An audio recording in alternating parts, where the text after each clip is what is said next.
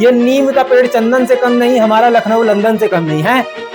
ये भी तरीका होता है लिखने का, लेकिन इसको याद मत करना। बात वही है, ऑफलाइन में पढ़ाता हूँ, बच्चों से पूछता हूँ कि मैग्निफिकेशन कैसा यूनिट बताता हूँ तो लोग मीटर बता देते हैं। Magnification is nothing but a number with a sign. या तो HI निगेटिव होगा या तो HO, दोनों में से कोई एक का निगेटिव होना है। HO किधर है? प्रिंसिपल एक्सिस के ऊपर है ना। स्टार मार्क कर लो, हैशटैग वेरी इंपॉर्टेंट मार्क कर लो, जो मार्क करना है वो कर लो। हम चाहते हैं रेस क्या करे, एक जगह पे आके कन्वर्ज।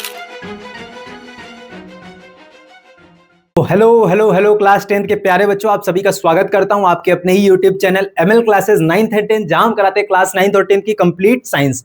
तो इसी के साथ न्यूमेरिकल सीरीज चलने वाली थी, जो कि था अपन लाइट के पार्ट 6 में आ चुके हैं। कहां पे? लाइट के पार्ट 6 में न्यूमेरिकल्स ऑन मिरर करने वाले हैं। ठीक है, न्यूमेरिकल्स नहीं, एक्चुअल में आज कंपेटेंसी या केस बेस्ड क्वेश्चन ही लेके आया हूं। ठीक है, न्यूमेरिकल नेक्स्ट पार्ट से स्टार्ट करेंगे, लेकिन न्यूमेरिकल करने के लिए जो चीज चाहिए, क्या? मिरर फॉर्मूला और लीनियर मैग्निफिकेशन। ठीक है, उसके बारे में आज डिटेल में चर्चा करेंगे। ठीक है, क्या? सबसे पहले मिरर फॉर्मूला और linear magnification of the spherical mirrors. ठीक, तो मिरर फॉर्मूला क्या होता है? मिरर फॉर्मूला, तो मिरर फॉर्मूला सबसे पहले ये जानो कि होता है रिलेशनशिप बिटवीन द, यानी it tells us about the relation between the object position U और इमेज पोजीशन V और फोकल लेंथ। यानी हमें तीन चीजों के बारे में रिलेशन बताता है। क्या बताता है? तीन चीजों के बारे में रिलेशन। किसके बारे में? फोकल लेंथ, ऑब्जेक्ट की पोजीशन और इमेज की पोजीशन। ठीक है, क्या बताता है? तो मिरर फॉर्मूला होता है, यानी अगर बात करूं मिरर फॉर्मूला, ठीक, मिरर जो फॉर्मूला होता है वो क्या होता है? मिरर फॉर्मूला होता है आपका 1 focal length is equal to 1/V plus 1/U। ठीक है, ये याद रखो, मिरर फॉर्मूला होता है। ठीक, बहुत सारी किताब में अगर तुम देखोगे तो क्या आ जाएगा? 1/F equal to 1/U plus 1/V। ठीक, ये भी तरीका होता है लिखने का, लेकिन इसको याद मत करना। बात वही है कि ऐसे लिखें चाहे ऐसे लिखें, ठीक है, लेकिन इसको याद मत करना, इसको मत करना याद कर लो कि इसको याद नहीं करना है तुमको। ठीक है, और इसको आपको याद रखना है। ठीक, क्यों? क्योंकि लेंस में भी सेम फॉर्मूला है, वहां साइन चेंज है। ठीक है, इसलिए बोल रहा हूं, इसका इंपॉर्टेंस तुमको बाद में समझ में आएगा। ऐसा क्यों याद करने के लिए बोल रहा हूं कि 1/F equal to 1/V plus 1/U, इसी को याद रखना। ठीक है, ये हमें क्या बताता है? ये हमें मिरर फॉर्मूला एक्चुअल में क्या बताता है? पोजीशन के बीच में रिलेशन। क्या बताता है? पोजीशंस के बीच में रिलेशन। ठीक, किस किस पोजीशन के बीच में? तो ऑब्जेक्ट की पोजीशन, इमेज की पोजीशन और फोकल लेंथ के बारे में। ठीक है, तो ये आपका पहला फॉर्मूला है आपके चैप्टर का, ऑफिशियली अब फिजिक्स के क्लास 10th के पूरे फिजिक्स का पहला फॉर्मूला आपको मिलता है। क्या? 1/F equal to 1/V plus 1/U। ठीक है, जो कि है पॉजिटिविटी के साथ स्टार्ट हुआ है। ठीक है, चलो आगे चलते हैं। क्या बोल रहा है? Linear magnification formula. अब आते हैं किस पे? Linear magnification formula. याद रखो लीनियर मैग्निफिकेशन फॉर्मूला क्या होता है। तो सबसे पहले मैग्निफिकेशन क्या होता है? तो मैग्निफिकेशन को मैं यही बता देना चाहता हूं कि रिप्रेजेंट करते हैं M से। लीनियर मैग्निफिकेशन को रिप्रेजेंट करते हैं स्मॉल m। किससे? स्मॉल m से। ये लेंस के लिए भी है और ये मिरर के लिए भी, इसलिए इंपॉर्टेंट है, याद रख लो। ठीक, तो लीनियर मैग्निफिकेशन या magnification is a relative term. क्या है? Relative term. रिलेटिव टर्म क्या होता है? रिलेटिव टर्म होता है जिसको अकेले डिफाइन नहीं किया जा सकता। क्या? जिस टर्म को अकेले डिफाइन नहीं किया जा सकता। जैसे मैग्निफिकेशन क्या होता है? कंपैरिजन होता है। क्या होता है? कंपैरिजन। याद रखो, मैग्निफिकेशन और कुछ नहीं होता है, कंपैरिजन होता है। ठीक, जो हमें बताता है क्या? साइज के बारे में। क्या बताता है? साइज के बारे में। किसके साइज के बारे में? ध्यान से देखो तो यहां लिखा हुआ है linear magnification is a ratio of height of image, ratio of height of image HI and height of object HO। यानी मैग्निफिकेशन अगर यहां बोल रहा है क्या? लीनियर मैग्निफिकेशन होता क्या है? M is the ratio of HI by HO। यही दिया है ना कि linear magnification is the ratio of HI by HO। ठीक है, यही बात बोल रहा है, यही होता है फॉर्मूला आपका लीनियर मैग्निफिकेशन का। ठीक है, मिरर का हो तो मिरर का बोल लो, लेंस का हो तो लेंस का भी बोल लो। ठीक है, ये फॉर्मूला दोनों में कॉमन है। क्या बोलता है? Linear magnification is the ratio of HI by HO। ठीक है, यानी height of image upon height of object, that's it. अच्छा, अब एक बात सुनो, लीनियर मैग्निफिकेशन होता क्या है? तो लीनियर मैग्निफिकेशन रेशियो हमें पता चल गया। इसके बारे में एक और चीज इंपॉर्टेंट है जो एमसीक्यू के लिए सबसे ज्यादा इंपॉर्टेंट है तुम्हारे लिए, वो क्या है पता है? लीनियर मैग्निफिकेशन की कोई एसआई यूनिट नहीं होती। लिखा हुआ है हैज नो एसआई यूनिट। बहुत बार मैं ऑफलाइन में पढ़ाता हूं, बच्चों से पूछता हूं कि मैग्निफिकेशन की एसआई यूनिट बताता तो लोग मीटर बता देते हैं। क्यों? साइज दिमाग में घूमता है कि ratio of height of image, height of object. ठीक है, तो वो क्या बोलते थे? मीटर। मीटर नहीं होता भाई, देखो कैसे, height of image upon height of object. ये क्या था? मैग्निफिकेशन। अगर मैं इंडिविजुअल एसआई यूनिट रखूं तो हाइट किसमें नापते हैं? मीटर में। हाइट ऑफ ऑब्जेक्ट भी मीटर में नापेंगे तो कट जाता है, तो नो एसआई यूनिट। याद रखना, कोई एसआई यूनिट नहीं होती। ये तुम्हारे लिए क्या है? इंपॉर्टेंट है फॉर एमसीक्यूज। ठीक है, एग्जाम में एज इट इज पूछ देता है कि मैग्निफिकेशन का कोई एसआई यूनिट होता है, तो नहीं होता है। ठीक है, आगे चलते हैं। मैग्निफिकेशन क्या है? तो मैग्निफिकेशन हमें यह बताता है कि साइज ऑफ इमेज कितना बड़ा है as compare to size of object. That's it. यानी मैग्निफिकेशन हमें यह बताता है साइज ऑफ इमेज कितना बड़ा है as compare to size of object. याद रखो कि यह जरूरी नहीं है कि हमेशा मैग्निफिकेशन बड़ा ही बताता हो। मैग्निफिकेशन एक रेशियो है, तो यह भी बता सकता है कि साइज ऑफ इमेज कितना छोटा बना है as compare to size of object. जैसे एक एग्जांपल के तौर पे मैं तुमसे अगर एक बात बोलूं, कोई एक बच्चा ए है, ठीक, कोई एक बच्चा ए है और कोई एक बच्चा बी है, ठीक, कोई एक बच्चा ए है और कोई एक बच्चा बी है। अगर मैं बात कर रहा हूं ए और बी में हाइट का रिलेशन, क्या बोल रहा हूं, साइज का रिलेशन, तो मैं बोल रहा हूं अगर ए बी से कितना बड़ा है, तो बात करेंगे ए बी से कितना बड़ा है, तो बी का आधा है। क्या है? बी का आधा। क्या बोलूंगा? ए जो है वो बी का क्या है? आधा। ठीक है, तो इसको अगर मैं इसको लिखने जाऊं तो क्या लिखूं? A is to B is equal to 1/2। क्या आएगा? A is to B equal to 1/2। 1/2 क्या है? एक नंबर है। क्या है? एक नंबर, जो हमें ये बता रहा है ए और बी में रिलेशन। क्या बता रहा है? ए और बी में रिलेशन। अगर मैं इसको दूसरे तरीके से बोलूं तो बोल सकता हूं B is 2 times of A. B is 2 times of, अगर मैं बता दे रहा हूं कि बी की साइज क्या है, दोगुनी है किससे? ए से, तो हम लोग इसको ऐसे भी तो लिख सकते हैं। यानी अगर मैं बात करूं बी इज टू ए क्या आ रहा है, तो बी इज टू ए आ रहा है हमारा 2। ठीक है, यानी बी ए से कितना बड़ा है? तो 2 गुना बड़ा है। कितना बड़ा है? बी ए से कितना बड़ा है? 2 गुना। यही मैग्निफिकेशन बताता है। क्या बताता है? Size of image as compare to size of object is 2 times, और या फिर size of image as compare to size of object is half time. यानी क्या बताता है? एक नंबर होता है। क्या होता है? एक नंबर, बस। ठीक है, magnification is nothing but a number with a sign. ठीक है, इसको हम डिटेल में समझते हैं। यहां पे क्या बोल रहा है, अगला पॉइंट पे आते हैं। बोल रहा है नेचर ऑफ इमेज। क्या बोल रहा है? Nature of image can also be, nature of image can also be found by the linear magnification. कैसे भैया? कैसे भैया हम लोग मैग्निफिकेशन से नेचर जान जाएंगे? मैग्निफिकेशन से नेचर जान जाएंगे? नेचर क्या होता है? नेचर होता है या तो रियल इन्वर्टेड या तो फिर वर्चुअल इरेक्ट, इसके अलावा कुछ होता है नहीं। यानी मैग्निफिकेशन हमें यह बता सकता है, मैग्निफिकेशन हमें यह बताता है कि कौन सी चीज हमें बताता है नेचर। यानी नेचर क्या है इमेज का? वो रियल इन्वर्टेड है या फिर वर्चुअल इरेक्ट है। हमें ये दोनों बातें बताता है क्या? Linear magnification. कैसे? दोस्त सुनना ध्यान से। पहली बात बोल रहा है तुमसे, इफ मैग्निफिकेशन निगेटिव, अगर मान लो किसी भी तरीके से मैग्निफिकेशन तुम्हारा निगेटिव आ गया, भैया निगेटिव आ गया, ठीक, तो मैग्निफिकेशन होता क्या है? सबसे पहली बात, मैग्निफिकेशन निगेटिव आएगा कब? बड़ा सवाल, मैग्निफिकेशन निगेटिव कब आएगा? यानी व्हेन। सबसे पहले अपने आप से पूछो, मैग्निफिकेशन निगेटिव किस केस में आ सकता है? ठीक, अगर मैग्निफिकेशन निगेटिव आया तो उसका नेचर क्या है? ये 2 सवाल अपने आप से पूछो। मैग्निफिकेशन का किस केस में निगेटिव आएगा और नेचर क्या होगा? ये दोनों बातें कौन बताता है? मैग्निफिकेशन। सेम यहां पे भी पूछो, क्या? व्हेन, यानी मैग्निफिकेशन पॉजिटिव कब आएगा, और जब आएगा तो उसका नेचर क्या होगा? जब आएगा तो उसका नेचर क्या होगा? हमेशा मैं बोलता हूं कि फिजिक्स में क्वेश्चन रेज करो। वाई? सब चीज जानो मत, सब चीज रटो मत एक ही बार में कि ये होता है, निगेटिव आया तो ये हो गया, पॉजिटिव आया तो ये हो गया नेचर। ऐसा मत करो, पूछो ऐसा क्यों, सही सवाल पूछो। चलो आगे चलते हैं। क्या बोल रहा है? मैं तुमसे एक बात बोल रहा हूं कि मैग्निफिकेशन 2 बातें बताता है। क्या बताता है? 2 बातें अपने दिमाग में याद रखना। एक बताता है साइन, और साइन के साथ साथ क्या बताता है? नंबर। क्या बताता है? नंबर। यानी मैग्निफिकेशन एक साइन बताता है और एक नंबर बताता है। ठीक है, ये होता है हमारा मैग्निफिकेशन। अब इसको ध्यान से सुनना कैसे। अगर मैं बात तुमसे बोल रहा हूं मैग्निफिकेशन साइन बताता है, ठीक, एक एग्जांपल लेते हैं, सुनो ध्यान से, इसको ध्यान से समझना। मान लो magnification equal to -2, magnification equal to -2। अगर मैं बात कर रहा हूं तो यहां क्या आया? मैग्निफिकेशन क्या आया? निगेटिव। क्या आया? मैग्निफिकेशन क्या आया?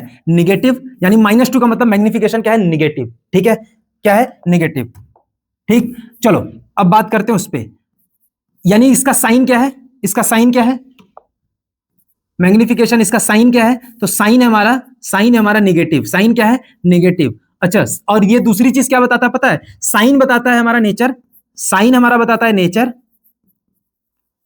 ठीक, अच्छा, और ये नंबर क्या बताता है? नंबर हमारा बताता है साइज। क्या बताता है? नंबर हमारा बताता है साइज। क्या बताता है? साइज। कि कोई भी चीज बड़ी बनी है, छोटी बनी है, बराबर बनी है। 3 चीज बताता है। कोई भी चीज बड़ी बनी है यानी इमेज ऑब्जेक्ट से बड़ी बनी है, छोटी बनी है, क्या बनी है? इक्वल। जैसे अब यहां पे आते हैं, अगर मैग्निफिकेशन निगेटिव आया तो सबसे पहला सवाल, कब, किस केस में निगेटिव आएगा? अब उसी का जवाब ढूंढते हैं। अगर साइन मैग्निफिकेशन क्या है? निगेटिव, तो कब आएगा? यानी मैग्निफिकेशन हम ये जानना चाहते हैं कि मैग्निफिकेशन निगेटिव कब आएगा। एक बात बताओ, मैग्निफिकेशन होता है क्या?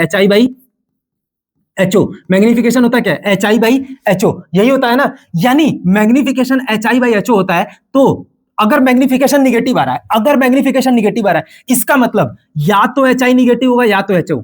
दोनों में से कोई एक का निगेटिव होना है, क्या होगा? HI निगेटिव हो सकता है या फिर HO, यानी हाइट ऑफ ऑब्जेक्ट निगेटिव होगा कि हाइट ऑफ इमेज। अब बड़ा सवाल है, क्योंकि मैग्निफिकेशन निगेटिव आ ही कैसे रहा, हमें ये जानना है। तो मैग्निफिकेशन निगेटिव आता है या तो ये निगेटिव हो जाए या तो ये निगेटिव हो जाए, ठीक। तो हम लोग जब भी कभी याद रखो, जब भी कभी हम ये देखते थे, क्या ऑब्जेक्ट की हाइट रखते थे किसी भी मिरर के सामने, चाहे कनकेव मिरर हो चाहे कन्वेक्स मिरर हो, हम लोग किसी भी मिरर के सामने रखते थे तो कहां रखते थे? प्रिंसिपल एक्सिस के ऊपर। प्रिंसिपल एक्सिस के ऊपर, ऊपर का मतलब किस साइड रखते थे?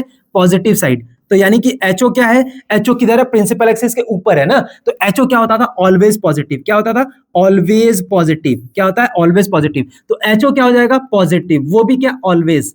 यानी हमेशा, किसी केस में एचओ निगेटिव हो ही नहीं सकता। यानी टोटली किस पे डिपेंड कर रहा है? Totally depends on HI। यानी मैग्निफिकेशन का साइन किस पे डिपेंड करता है? HI पे। यानी हाइट ऑफ इमेज का क्या है? यानी इमेज कहां बनी है? प्रिंसिपल एक्सिस के ऊपर बनी या प्रिंसिपल एक्सिस के नीचे? बहुत इंपॉर्टेंट बात है, इसको इंपॉर्टेंट मार्क करके कहीं लिख लो। क्या? ध्यान से सुनना, क्या लिख लो? कि इंपॉर्टेंट मार्क करके कहीं लिख लो कि साइन ऑफ मैग्निफिकेशन, यानी sign of magnification depends totally on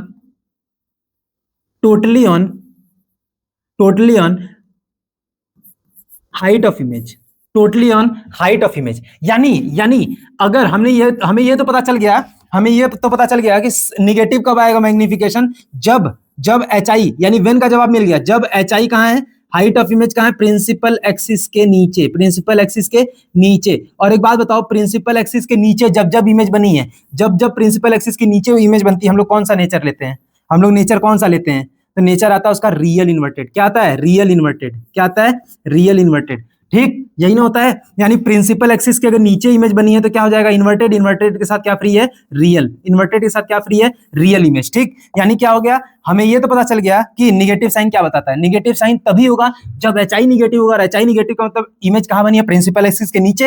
यानी नेचर क्या हो जाएगा? उसका नेचर हो जाएगा हमारा रियल एंड इन्वर्टेड। यानी हमें यह पता चल गया, इफ मैग्निफिकेशन कम्स निगेटिव, तो हम ये बता सकते हैं डायरेक्ट कि नेचर क्या है। हम ये बता सकते हैं कि नेचर क्या है। नेचर है हमारा रियल इन्वर्टेड। क्या है? Real inverted. Same with positive. क्या? अगर मैग्निफिकेशन आया हमारा पॉजिटिव। क्या? पॉजिटिव। इसका ये मतलब है कि मैग्निफिकेशन होता है HI बाई HO, यानी HI भी पॉजिटिव और HO भी पॉजिटिव। ठीक, यानी दोनों पॉजिटिव, यानी इमेज भी कहां बनी है? प्रिंसिपल एक्सिस के ऊपर। यानी मैग्निफिकेशन पॉजिटिव आएगा तो हम डायरेक्ट बता सकते हैं इसका नेचर क्या है। इसका नेचर है वर्चुअल एंड इरेक्ट। इसका नेचर क्या है? Virtual and erect. हम यहां पे लिख सकते हैं डायरेक्ट कि जब प्रिंसिपल एक्सिस के ऊपर इमेज बना है, तब मैग्निफिकेशन क्या है? मैग्निफिकेशन पॉजिटिव है। ठीक, अच्छा, और दूसरी चीज नेचर क्या है? नेचर है वर्चुअल एंड इरेक्ट। ठीक, यानी मैग्निफिकेशन पॉजिटिव कब होगा, मैग्निफिकेशन निगेटिव कब होगा, ये दोनों बातें हम जान गए। ठीक, हमेशा इसीलिए बोल रहा हूं कि अगर एक बार कॉन्सेप्ट क्लियर हो गया तुम्हारा, तब तुम सारी बातें जान जाओगे। ठीक है, और दूसरी बात, तुमको रटना भी नहीं पड़ेगा। इसलिए रटने के पीछे मत भागो, समझने के पीछे भागो, कॉन्सेप्ट क्लियर करने के पीछे भागो, सही सवाल पूछो। ठीक है, सवाल खाली पढ़ मत लो, समझ में आया? पूछो ऐसा क्यों। ठीक है, जो भी तुम्हारा गाइड कर रहा है तुमको फिलहाल इस समय पे, उससे पूछो कि भैया ऐसा क्यों। ठीक है, चलो अब आते हैं। क्या ये हमें पता चल गया? Magnification negative, magnification positive. ठीक, तो मैग्निफिकेशन निगेटिव का मतलब क्या होता है? Real inverted. मैग्निफिकेशन पॉजिटिव का मतलब वर्चुअल इरेक्ट। और यही नहीं, ये तुम्हारा लेंस में भी काम आएगा, इससे बोल रहा हूं। चलो आगे चलते हैं, हमें मैग्निफिकेशन के बारे में सारी बातें समझ में आ गई। ठीक है, अब आगे चलते हैं। अब आते हैं किस पे? Linear magnification. हाँ, एक और चीज, लीनियर मैग्निफिकेशन पूछ रहा है, does linear magnification depends on other factor also? जी हाँ, एक और फैक्टर होता है। मैग्निफिकेशन इक्वल्स टू क्या है? मैग्निफिकेशन इक्वल्स टू एक और फॉर्मूला होता है, वो क्या होता है? -v/u। ठीक है, अनदर फॉर्मूला होता है, ये क्या होता है? इन टर्म्स ऑफ, याद रखो, इन टर्म्स ऑफ क्या है? पोजीशन। यानी अगर हमें पोजीशन के टर्म में अगर चीजें दी है, ठीक है, इन टर्म्स ऑफ पोजीशंस। ठीक है, देख लो यहां ऑब्जेक्ट की पोजीशन और इमेज की पोजीशन में मैग्निफिकेशन का क्या दिया है? फॉर्मूला दिया है। ठीक है, इन टर्म्स ऑफ पोजीशन आ गया तो हम लोग ये वाला फॉर्मूला यूज करेंगे, और in terms of magnification equals to height यानी साइज आ गया तो हम लोग क्या यूज करेंगे? HI/HO। राइट, ठीक है, देख लो क्या है? इन टर्म्स ऑफ साइज। यानी अगर साइज के बारे में बात करेगा तो हम लोग कौन सा यूज करेंगे? ये। लेकिन सबसे ज्यादा मोस्ट यूज्ड या फिर जो सबसे ज्यादा क्वेश्चन तुमसे पूछेगा वो किस पे पूछेगा पता है? मोस्ट यूज फॉर्मूला क्या है? दोनों का एलएचएस इक्वल और दोनों का आरएचएस इक्वल कर दो, यानी H I by H O equal to minus V by U. यानी क्या है पता है? क्वेश्चन इस तरीके से बनेगा कि कॉम्बिनेशन ऑफ, क्या बोलेगा?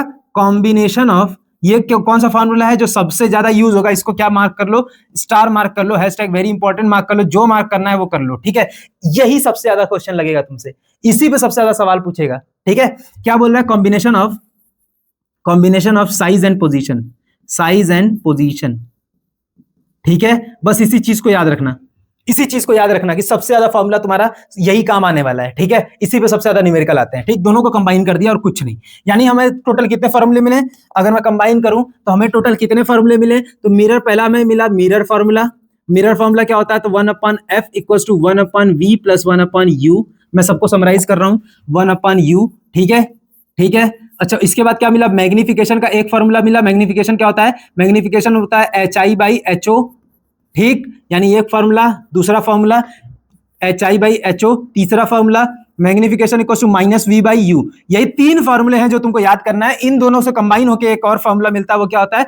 HI/HO equal to minus V by U, ठीक है? यानी अगर ध्यान से देखो तो एक फॉर्मूला, दो फॉर्मूला, तीन फॉर्मूला, इन दोनों से कंबाइन करके एक फॉर्मूला।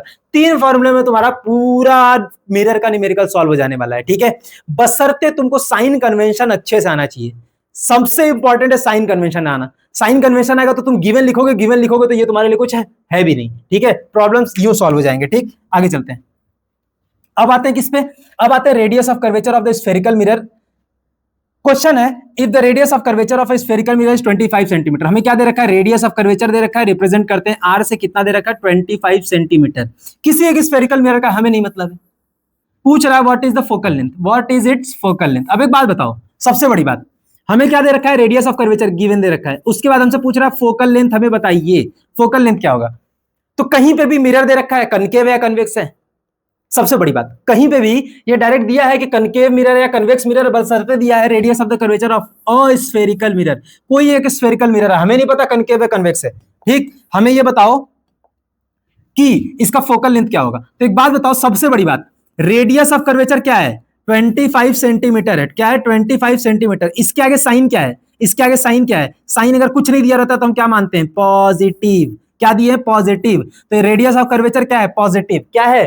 पॉजिटिव। और पॉजिटिव रेडियस ऑफ कर्वेचर किसका होता है? पॉजिटिव रेडियस ऑफ कर्वेचर किसका होता है? तो बोलेंगे पॉजिटिव रेडियस ऑफ कर्वेचर किसका होता है? तो बोलेंगे कन्वेक्स मिरर का। किसका? कन्वेक्स मिरर का रेडियस ऑफ कर्वेचर क्या होता है? रेडियस ऑफ कर्वेचर ये होता है ना, क्या होता है? पॉजिटिव होता है। क्या होता है? पॉजिटिव। याद रखना, यानी ये तुमसे स्फेरिकल मिरर तो जरूर दिया है, लेकिन कौन सा मिरर की बात कर रहा है? तो कॉन्वेक्स मिरर की।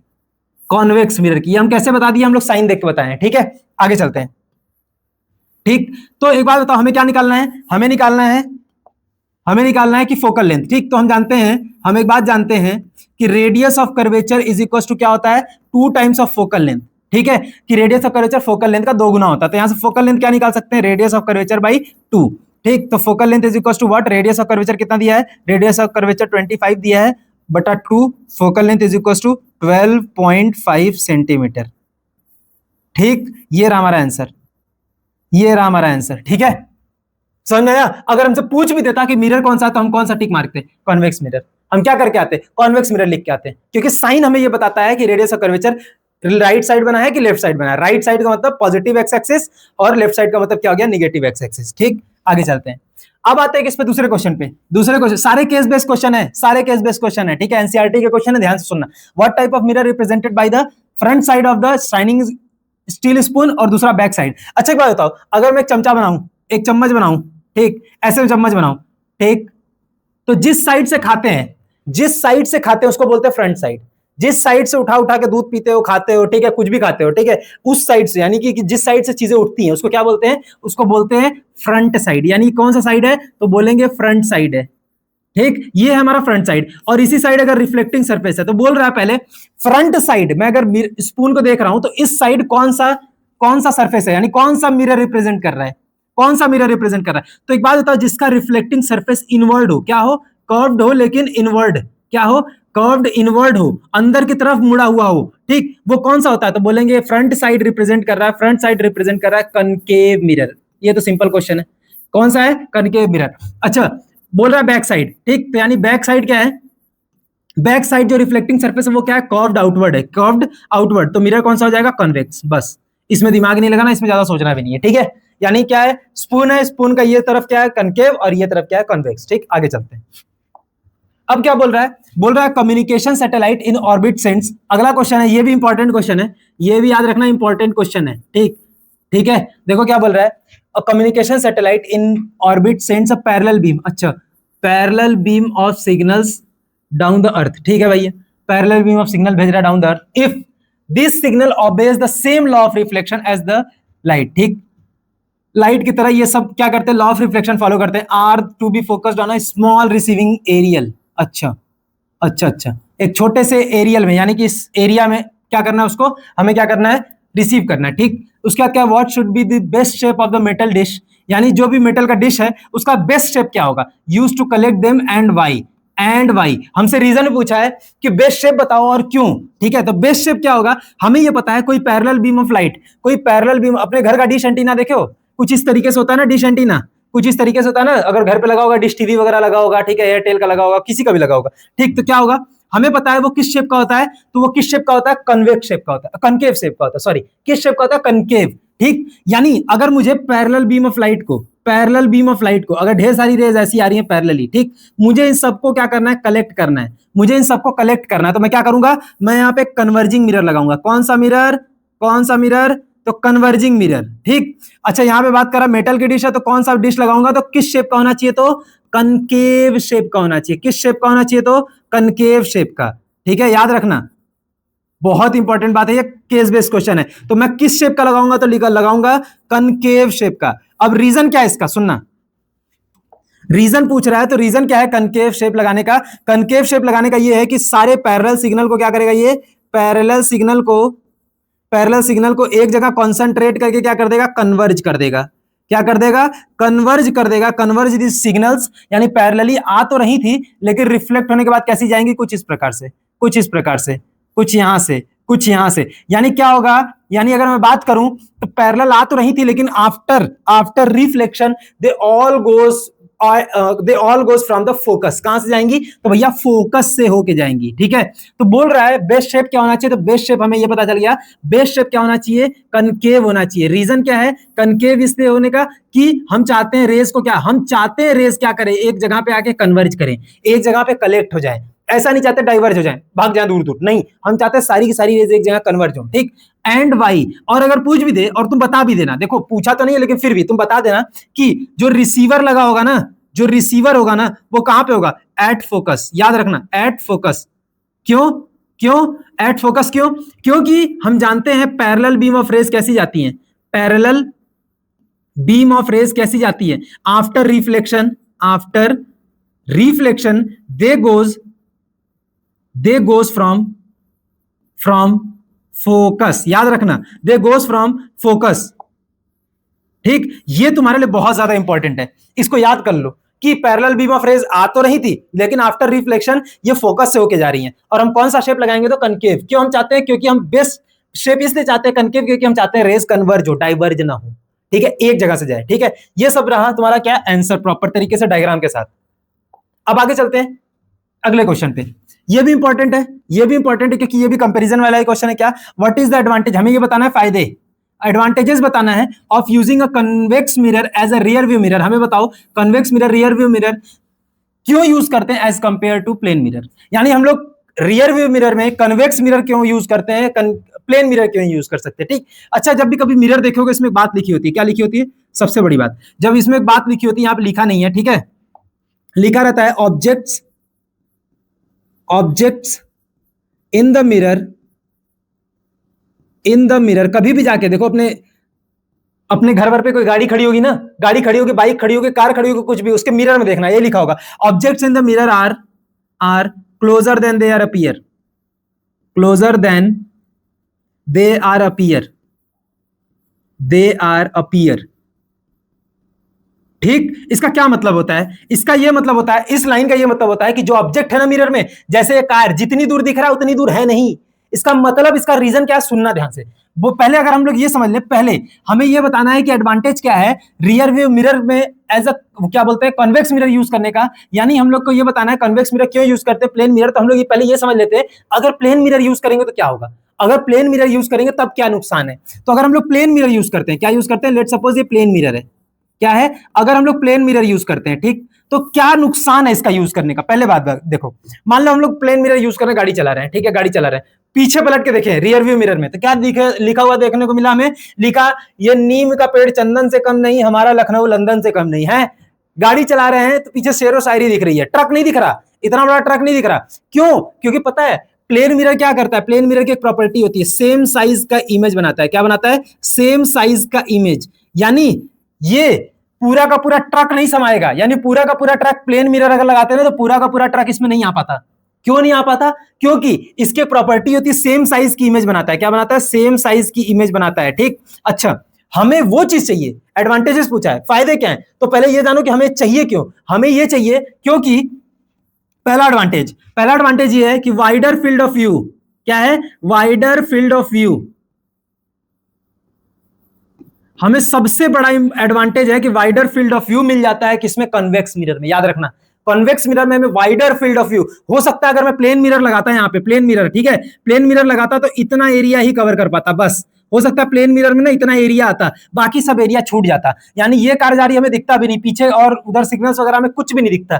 कहने का क्या मतलब है कि अगर मैं प्लेन मिरर यूज करता हूं तो वाइडर फील्ड ऑफ व्यू नहीं मिल पाएगा, यानी फील्ड ऑफ व्यू बहुत ज्यादा घट जाएगा। और कन्वेक्स मिरर यूज करता हूं तो फील्ड ऑफ व्यू बहुत ज्यादा बढ़ जाता है, जिससे हमें ट्रैफिक का अंदाजा लगता है प्रॉपर तरीके से, ठीक है, ट्रैफिक का अंदाजा लगता है, चांसेस ऑफ एक्सीडेंट कम हो जाते हैं, ठीक है, बंदा कॉन्सेंट्रेट ज्यादा कर पाता है, एक बार में ज्यादा इंफॉर्मेशन ले पाता है, ठीक है। याद रखना, मोर इंफॉर्मेशन हम लोग एक बार में ले सकते हैं, मोर इन्फो ले सकते हैं, ठीक। और एक्सीडेंट के चांसेस भी कम हो जाएंगे, क्योंकि हमें जब ज्यादा ज्यादा पीछे का जानकारी मिल जाएगा, ठीक है, कोई गाड़ी आ रही है, एम्बुलेंस आ रही है, तो हम प्लेन मिरर में देख ही नहीं पाएंगे, ठीक है। हमें किसी को पास ही नहीं दे रहे, हम चाह रहे हैं एम्बुलेंस को पास देना, प्लेन मिरर लगाए, उसमें दिख ही नहीं रहा है ढंग से एम्बुलेंस, ठीक है, पीछे क्या हो रहा है हमें पता ही नहीं चल रहा है। समझ में आया?